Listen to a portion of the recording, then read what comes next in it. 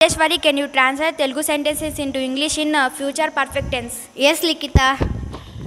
రేపటిలోగా నేను వచ్చేసి ఉంటాను. I will have come by tomorrow. ఎల్లుండిగా అతడు వెళ్ళిపోతాడు. He will have gone by day after tomorrow. వచ్చే నెల నాటికి నాకు ఉద్యోగం వచ్చేసి ఉంటుంది. I will have got a job by next month.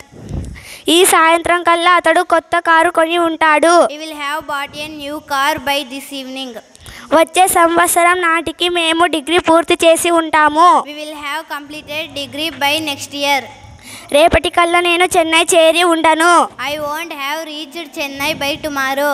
నువ్వు వచ్చే సంవత్సరం కల్లా MBA పూర్తి చేసి ఉండవు. You won't have completed MBA by next year. 2022 కల్లా నాకు ఉద్యోగం వచ్చి ఉండదు. I won't have got a job by 2022. రేపటి కల్లా మీరు వచ్చేసి ఉంటారా? Will you have come by tomorrow?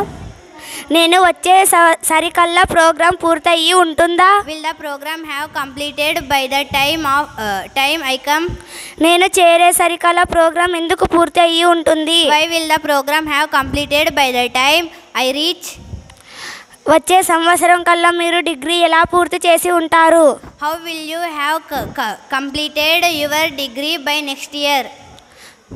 నేను ఇంటికి వెళ్ళే సమయానికి ఆమె తన పని పూర్తి చేసి ఉంటుంది. She will have completed her work by the time I go home. ఆమె బిర్యానీ వండే సమయానికి నేను ఇంటికి చేరే ఉంటాను. I will have come by the time she cooks biryani. అతడు ఉద్యోగం చేరే సమయానికి వాళ్ళ నాన్న రిటైర్ అయ్యి ఉంటారు. His father will have retired by the time he joins the job.